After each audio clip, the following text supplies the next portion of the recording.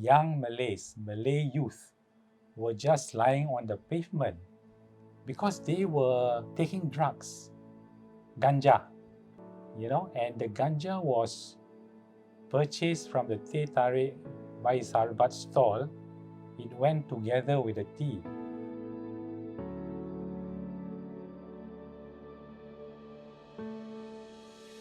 We are really talking about the 1980s.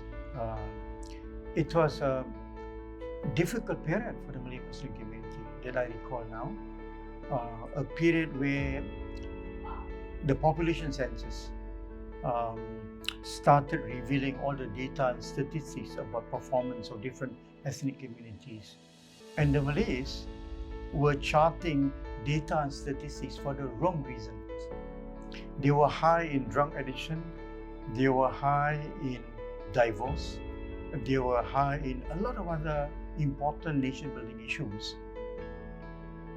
But they were low in critical areas such as education, such as the nature of occupation, such as their involvement in national affairs. My involvement with the community and society started very early in my life.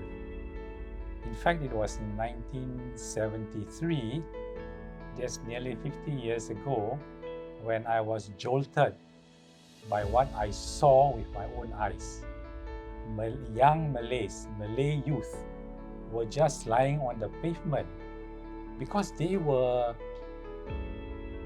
taking drugs, ganja, and the ganja was purchased from the teh tarik by Sarbat stall. It went together with the tea. And these were the young people who were supposed to be enlisted in the army, but was not enlisted and they didn't have jobs. So because of that sense of frustration, they expressed it, through the drugs problem. And that's how the drugs problem, I think, in the Malay community started. And I immersed myself with the issues and challenges of the Singapore Malay Muslim community. We first met in a small shop in Juchat complex. This was a good courtesy for free given by our brother Roslan. Roslan owned an IT shop, small shop in Juchat, and AMPL started in that room, small room. I think the good thing about many of us in the early stage, we were prepared to sacrifice.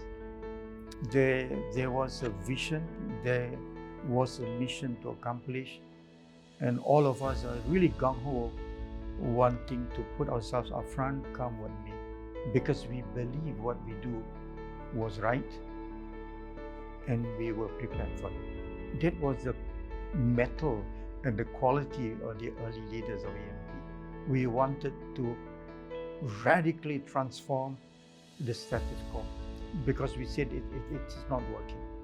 So you can imagine the music, harsh music, waiting us in that kind of political climate.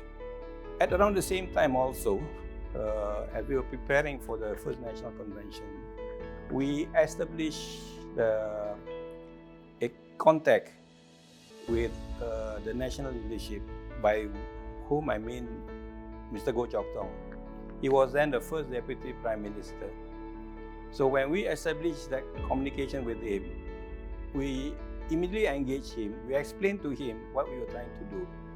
And we explained to him that our intention was nothing more than to help the community move from the fringe of national society to the mainstream. We made it very clear that we had no negative intention. We were supportive of the government, just that we reserve the choice of being critical of policies if we felt that policies were not helpful to the community, and he understood that.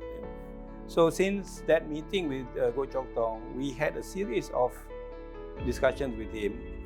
Eventually, we invited him to be the guest of honor for that convention, the first national convention of Malay Muslim professionals, and he accepted it, and that was to us a turning point in the formation of the Association of Muslim Professionals. Firstly, it showed that there was understanding and support at the highest level of political leadership for the mission of AMP. So when we established that contact with him, then we discovered that, hey, we are actually communicating with the future Prime Minister of Singapore. And that made his presence at the convention more meaningful, you see. I think the challenge was really at political level. We tried to explain our intention at political level because we did not want to be misunderstood. So we tried to, as much as we can through our network and contacts, to share, update, our plans at the political level. At the second level, the challenge is really to get the community leaders with us. And here we faced quite a bit of challenge because they saw what we did was a duplication with what Mendaki was doing. And they could see that a rival organization was emerging. So there was hesitation, and we had quite a challenge to try to convince Malay Muslim community leaders that what the Malay Muslim professionals were doing was good for the community.